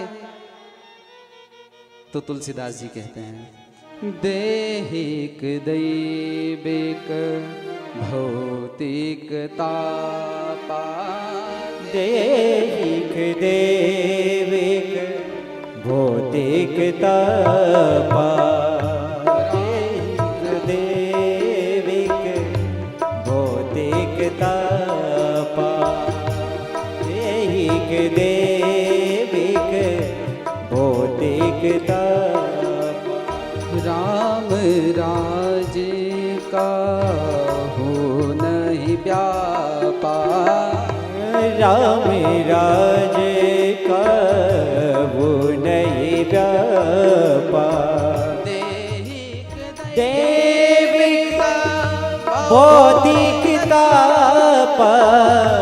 देहिक देविक भौतिकता राम राज क्या वो नहीं व्यापा राम राज का वो नहीं व्यापा। जब राम राज हो जाए इस घट में तो दैहिक देवताओं के द्वारा चलने वाला जो ताप है महाराज, ग्रह नक्षत्र इत्यादि कार्य करना बंद कर देते हैं कृष्ण के आगे। दैविक दैहिक शरीर के द्वारा जितने रोग इत्यादि हैं, नाड़ियां इत्यादि हैं, श्वास रंध्र इत्यादि हैं, फेफड़े हैं, काफी सारा गंदगी इसके अंदर भरी पड़ी है, लेकिन जितने भी रोग इससे प्रकट होते हैं सब कुछ कार्य करना बंद कर देते हैं। भौतिक, तीसरा इस संसार से संबंधित जितने कष्ट हमको प्राप्त होते हैं, गाड़ी वाहन जितना हमने भौतिक कार्यक्रम फैलाया है वो कष्ट नष्ट हो जाते हैं। सर्वत्र खलविदम ब्रह्म, सर्वम खलविदम ब्रह्म, उस प्रकार की अनुभूति होने लग जाए तो सच्चिदानंद रूपाय और श्री कृष्णाय वयम नुमः। इस प्रकार में इन सारे विषयों को कहां देखता हूं तो कहते हैं मैं कृष्ण रूपी दर्पण में ही इन सारे विषयों को देखता हूं। बोल गोपाल कृष्ण भगवान की जय हो। अब अपने समय की थोड़ा स्मरण किया जाए। श्रीमद् भागवत महापुराण में 2 कथाएं हैं, आप सब श्रवण कर चुके हैं। पंडित जी वैदिक रीति के द्वारा कथा कर रहे हैं। दोनों कथाओं में भक्ति का विवेचन है। हम आपसे कहे भक्ति को प्रधान रखिए। एक भक्ति है जो निस्वार्थ है, जिसमें नारद जी के द्वारा कथा है। वो भक्ति महारानी आकाशवाणी के द्वारा नारद जी को सूचना होती है और हरिद्वार में जाकर सनक सनंदन सनातन सनत कुमार के द्वारा भक्ति महारानी उस कथा को सुनकर तरुणी ज्ञान वैराग्य के साथ युवा अवस्था में आकर नृत्य करने लगती है। जो कैसी भक्ति? निस्वार्थ भक्ति, जिसमें ज्ञान और वैराग्य पुष्ट हो रहे हैं, ऐसी भक्ति करो। दूसरी कथा है धुंधकारी या गोकर्ण मान लीजिए, आत्मदेव और गोकर्ण जी, जिसमें कर्मकांडी भक्ति है, जो आज हम सब करते हैं कि प्रभु थोड़ा सा ये दे दीजिए, थोड़ा सा ऐसा मैं आपको कर देता हूँ, ये करने से शायद मेरा ये भला हो जाए, शायद इसको इस प्रकार किया जा सकता है। तो दोनों प्रकार की भक्तियों का विवेचन है। और ये श्रीमद् भागवत महापुराण की कथा नहीं, ये पद्म पुराण की कथा है। पद्म पुराण का जो महात्म्य है, भागवत कल से प्रारंभ होगी। जरा वृंदावन की ओर नजर डाली जाए।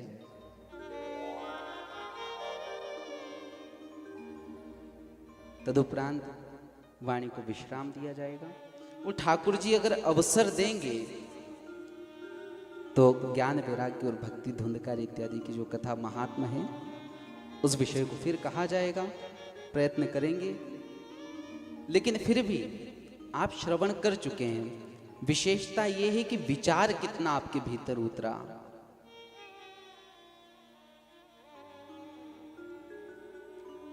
कुछ समय पहले शरद पूर्णिमा आई थी।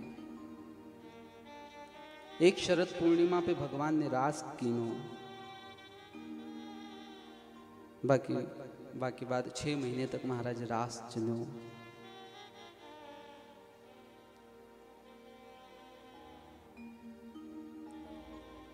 आज फिर शरद पूर्णिमा आई और कन्हैया मथुरा में थे।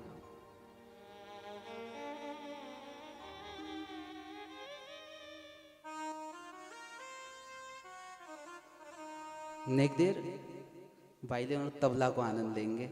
ये सब लाइटिंग वाले मामले हैं, ये प्राकृतिक है।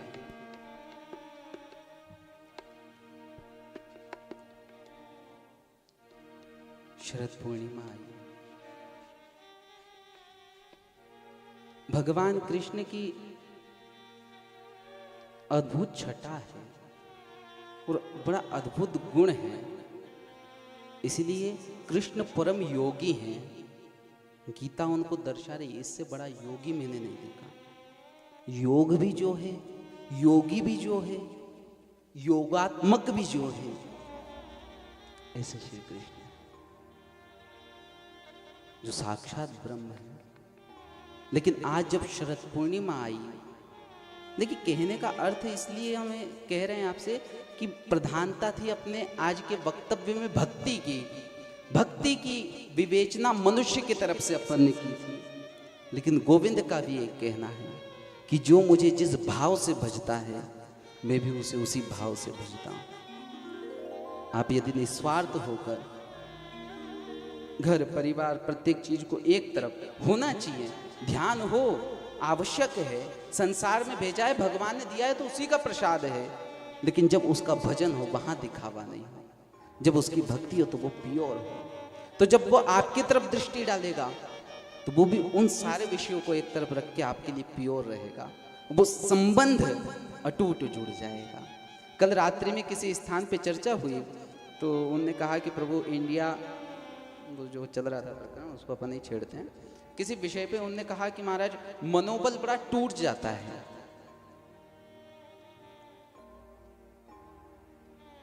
और बड़ा चिड़चिड़ापन, अलग प्रकार की पद्धतियां आ जाती हैं। तो हम उनसे यही कहे, मैंने कहा कि देखिए ऐसा है कि उस कंडीशन को संभालने के लिए कहीं ना कहीं आपको ये भरोसा नहीं कि मेरे आगे या पीछे कोई है। अगर ये भरोसा हो तो उस कार्य के लिए इतनी उग्रता न दिखाकर सहजता से भी उसको पूर्ण किया जा सकता है। तो वो जो विश्वास है कि मेरे आगे पीछे नारायण है, राम है, राघवेंद्र है, वो विश्वास भक्ति से परिपुष्ट होता है। तो जिस प्रकार गोविंद को भजा जाए वो भी उसी प्रकार भजता है। गोपियों ने बड़े वियोग में गोविंद को पुकारा था, गोपी गीत गाया तब पधारा। आज फिर शरद पूर्णिमा आई और गोविंद की अवस्था, ब्रजवासियों का कहना है कि महाराज जितने दिना वो वृंदावन में रहो उतने दिना ही सोए सक्यो है, बाकी बाद मथुरा में गोपिन की यादन ने नाय सोने दियो। कृष्ण अटूट जगे रहे और वृंदावन में उनके मिलन ने नहीं सोने दिया। मिलने के लिए भी महाराज जागृत रहना पड़ता है। आज मथुरा की ऊंची अटारी पर गोविंद जाकर बैठ गए और वो शरद पूर्णिमा का चंद्रमा, जिस चंद्रमा को देखकर महाराज का प्रकरण बना था, आज वही चंद्रमा को देखकर श्री राधा रानी किशोरी जी को, वो गोपियों को याद कर रहे हैं। उद्धव ने देखा केशव किधर गए, कुछ जरूरी बात करनी थी, अभी तो यही थे। ढूंढते ढूंढते उस अटारी की तरफ दृष्टि पड़ी। वो पहले विचार किया कितना सुंदर चंद्रमा। जब थोड़ी निश्चय दृष्टि गई तो मन में विचार आया, मैंने आकाश में हमेशा गुरु बृहस्पति का शिष्य हूं, बड़ी बड़ी विचित्र लीलाएं देखी, लेकिन आकाश में दो चंद्रमा। आज उस अटारी पे चढ़ने का प्रयत्न किया और देखते हैं उस पूर्णिमा की, उस चंद्र की किरण से और गोविंद की किरण से आज यमुना का जल इस प्रकार प्रतीत हो रहा है महाराज, मानो यमुना में रजत बह रहा हो, चांदी बह रही हो।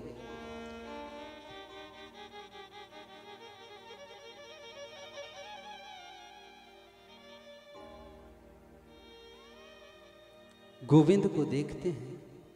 उद्धव ने कभी पीछे से केशव को नहीं देखा, जब भी देखा तब आगे से देखा उस छत पे पहुंचे, गोविंद को देखा यमुना जी तरफ कर मुंह करके इधर पीट करके बैठे हैं।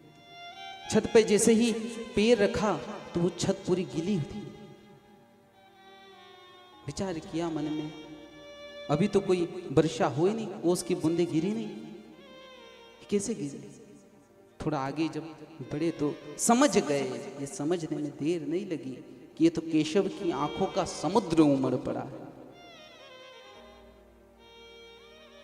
मन में एकदम भौचक्के से रह गए, मन में विचार करने लगे, अरे जो अभी कुछ देर पहले बड़े बड़े सेनापतियों को उपदेश दे रहा था, तुम खजाना संभालो, तुम ये संभालो, तुम उसकी रक्षा करो, तुम ऐसा करो, उसकी वो ब्रह्म की, उस परमानंद की आज ये दशा।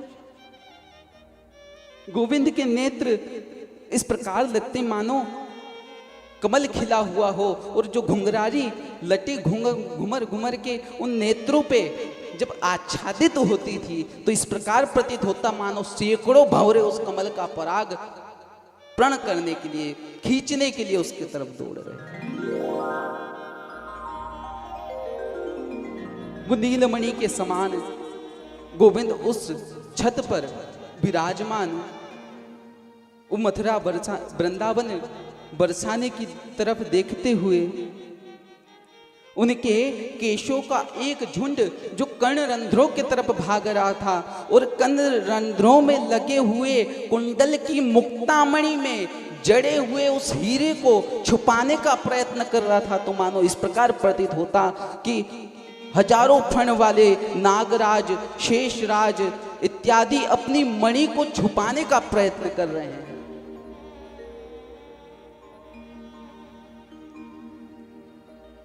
गोविंद को पीछे से देखते रहे उद्धव। उद्धव ने आज पहली बार पीछे से देखा था। गोविंद के जो मोर मुकुट था, उस मोर मुकुट पे साक्षात वृंदावन बना हुआ था, क्योंकि नित्य उसको उतार कर उसमें अवलोकन करते, ये मेरी फलानी सखीन को घर, ये मेरी मैया यशोदा को घर, ये फलानी गैया, और वो दृष्टि से बार बार जब अवलोकन करते तो उसके अंदर वो बन गया। आज पहली बार उद्धव ने देखा कि गोविंद के मुकुट में एक हीरा लगा हुआ और उस हीरे पे चमक नहीं। बाद में पूछने पे पता लगा था उद्धव को कि इसके ऊपर गोविंद श्री राधा रानी की चरण रेणु को धारण करके रखते हैं। वृंदावन की तरफ देखते हुए केशव आवाज लगा रहे हैं, हे राधे जय राधे, राधे राधे जय राधे, हे राधे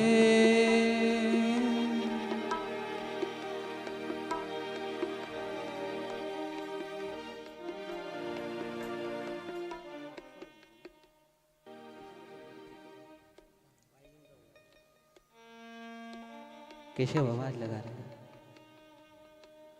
जय राधे जय राधे, राधे राधे जय राधे,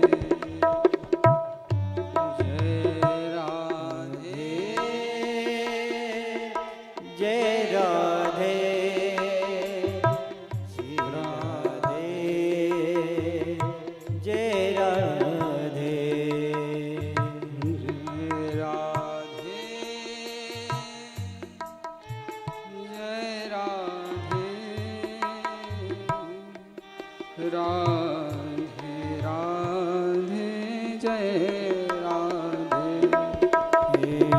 जय राधे, जय राधे श्री राधे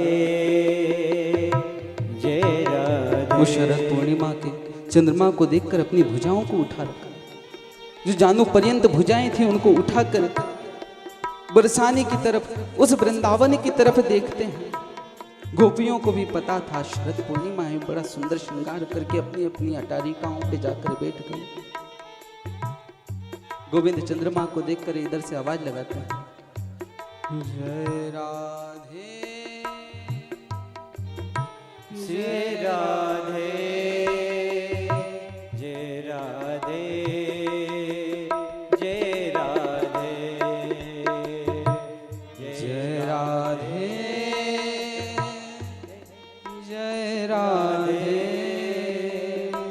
जय राधे जय राधे जय राधे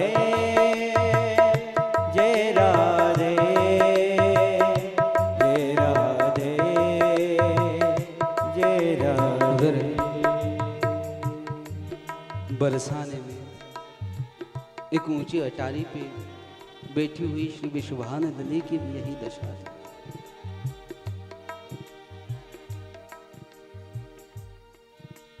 क्योंकि अभी तो पीएमओ से मिले नहीं और दूजे मिलन की आस नहीं। वहां से बड़ा सुंदर श्रृंगार करी हुई विश्वानंदिनी भी, श्री राधा भी पुकार रही है, हे गोविंद हे गोविंद गोविंद गोविंद हे गोविंद हे गोविंद हे गोविंद हे गोविंद हे गोविंद। इधर मथुरा से आवाज लगाते गोविंद, आप भी लगाइए कुछ देर, मेरे प्यारे की आवाज बरसाने तक तो पहुंचाइए। समय इतना ही है कि आवाज पहुंचा सके, इससे अधिक समय नहीं। और जीवन में वास्तविकता में भी इतना ही समय है, तो केवल उसी का सहयोग करो। आपने अपने भाव प्रकट मत कीजिए, केवल दूसरे का सहयोग कर दोगे तो उसका भी लाभ आपने मिल जाएगा। शायद आपकी आवाज वहां तक पहुंच जाए। प्रेम से जय राधे प्रिय राधे राधे राधे प्रिय प्रिय जय राधे श्री राधे राधे राधे प्रिय प्रिय। बोलिए, आवाज निकालिए, तभी तो वहां तक पहुंचेगी। फिर तदुपरांत आरती करेंगे। प्रेम से बोलिए, जय राधे प्रिय राधे राधे राधे प्रिय राधे जय राधे प्रिय राधे जय राधे राधे प्रिय राधे जय राधे प्रिय राधे प्रिय राधे जय राधे प्रिय राधे।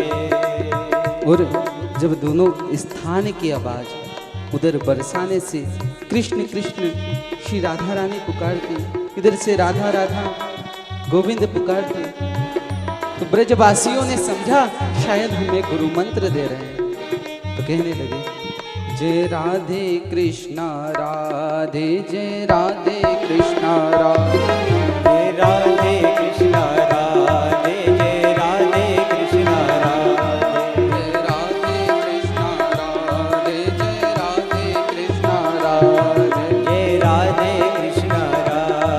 जय राधे कृष्णा राधे जय राधे कृष्णा राधे जय राधे कृष्णा राधे जय राधे कृष्णा राधे जय राधे कृष्णा राधे जय राधे कृष्णा राधे जय राधे कृष्णा राधे कृष्णा राधे राधे कृष्णा राधे जय राधे कृष्णा राधे जय राधे कृष्णा राधे राधे कृष्णा राधे जय राधे कृष्णा राधे जय राधे कृष्णा राधे जय राधे कृष्णा राधे राधे कृष्णा राधे जय राधे कृष्णा राधे जय राधे कृष्णा राधे जय राधे कृष्णा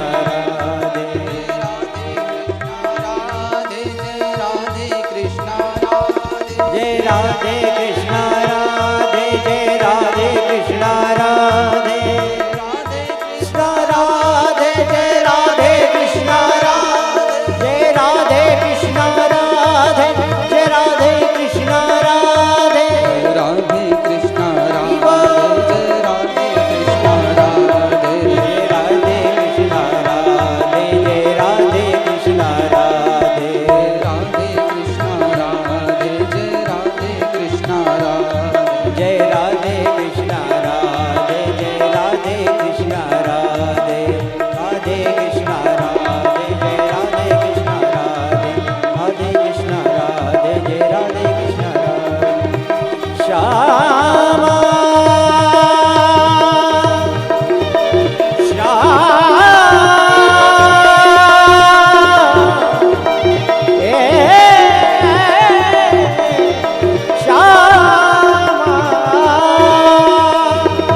श्री राधे रानी सरकार की जय।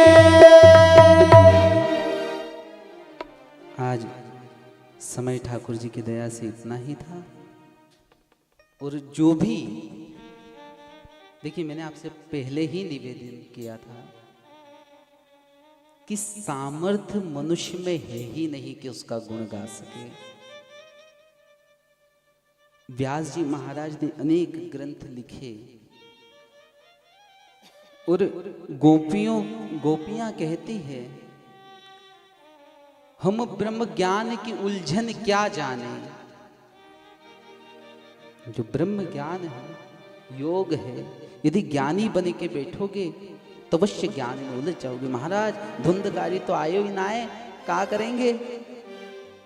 और कल विशेष प्रयत्न करेंगे। आज हमको भी थोड़ा भूमिका इत्यादि में समय लगा, और समय भी नहीं तो ये मान लीजिए कि हम आपसे कहे थे कि मशीन गर्म हो, उसमें करंट आए, तो प्रयत्न किया, लेकिन फिर भी हमको लगता नहीं।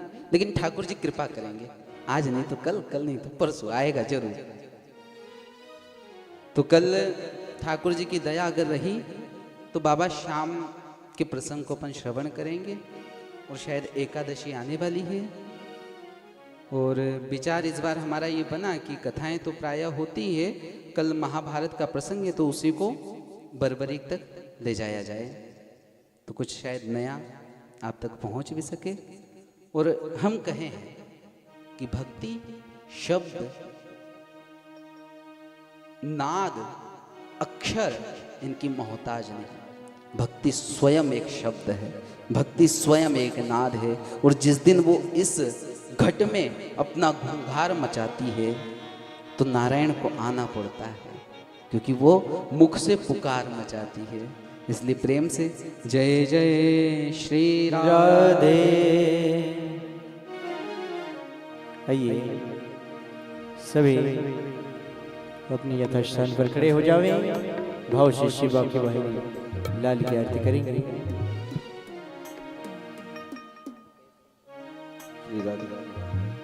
ओम ज्वालामालिन्यै नमः। सर्वोपचारार्थे गन्धाक्षतपुष्पाणि समर्पयामि। ओम इदग्गुं हविः प्रजानानां मे अस्तु दशभिरग्गुं सर्वगणग्गुं स्वस्ताये आत्मसने प्रजासने पशुसने लोकशन्यभयसने अग्नेः प्रजां बहुलां मे करोत्वन्नं पयोरेतो अश्मासु दत्त।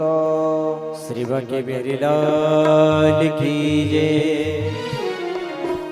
श्री बांके बिहारी तोरे आरती गाओ, बांके बिहारी तोरे आरती गाओ, आरती गाओ प्यारे आप को रिझाओ, आरती गाओ प्यारे आप को रिझाओ।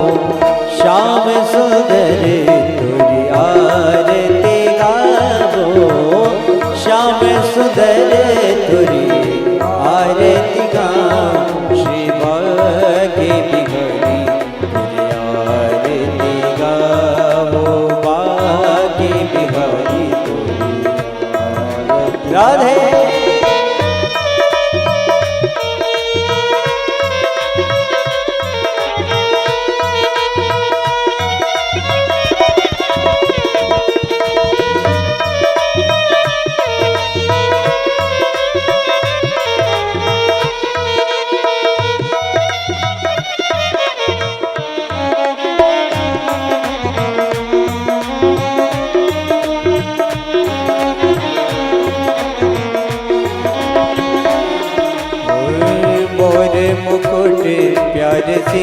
शीस पे सोगे मोर मुकुट प्यारे शीस पे सोए प्यारी बंसी मेरो मन मोहे प्यारी बंसी मेरो मन मोहे देख छवि बलिहारी में जाओ देख छवि बलिहारी में जाओ शिवा की बिहारी तुझी आरती गाओ की बिहारी तुझी आरती गाओ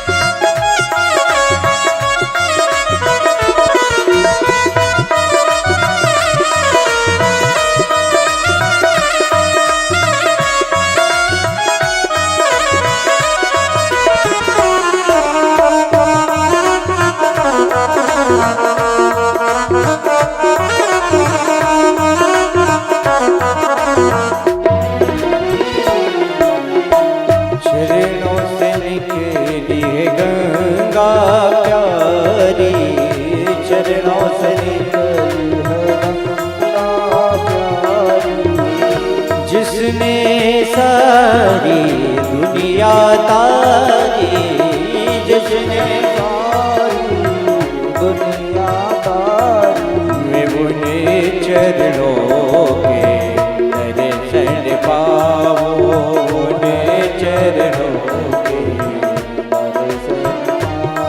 श्री बाज बिहारी तोरी आरती गाओ बाज बिहारी तोरी आरती राधे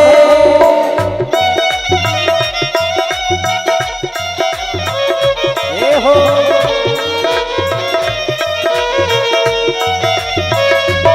राधे रानी सरकार की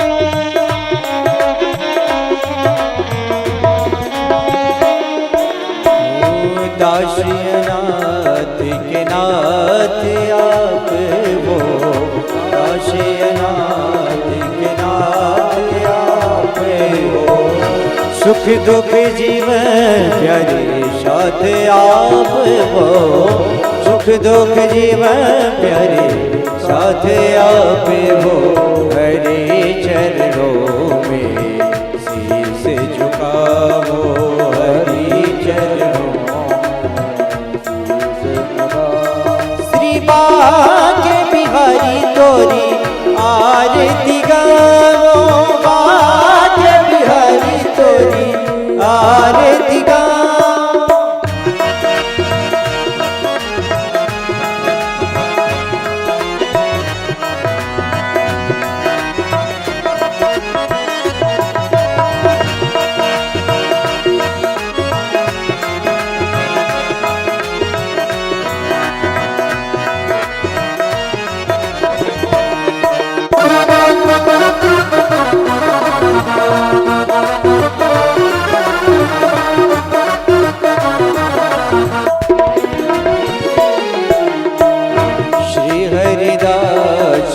प्यारे तुम हो श्री हरिदास के प्यारे तुम हो मेरे मोहन जीवन धन वो मेरे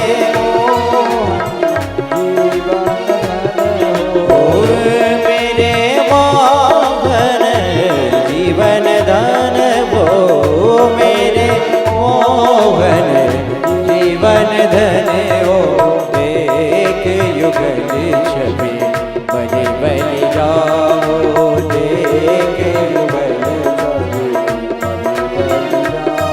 श्री बाज बिहारी तोरे आरती गाओ बाज बिहारी तोरे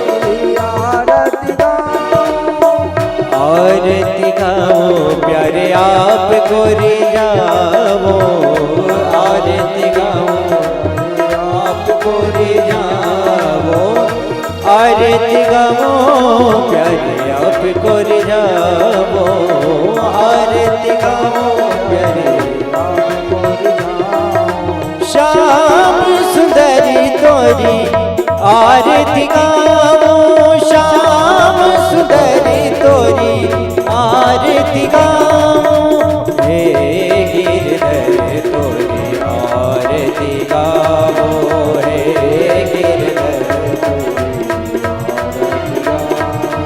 त्रिपुर गौरम करुणावतारम संसार सारम भुजगेन्द्रहारम शतावसंगम हृदयारम भवम भवानी शैतम नमा गंगाधमाला गंगाधिकाय कृपालमाला जितेकराय दिगंबराय दिगंबराय नमः शिवाय नमः शिवाय त्वमेव माता पिता त्वमेव बन्धो सखा त्वमेव विद्या त्वमेव सर्वं मम देव अक्षतं केशवं रामनारायणं कृष्णदामोदरं वासुदेवं वै सुन्दरं माधवं गोपिका वल्लभं जानकी नायकं रामचन्द्रं श्रीराधिका नायकं कृष्णचन्द्र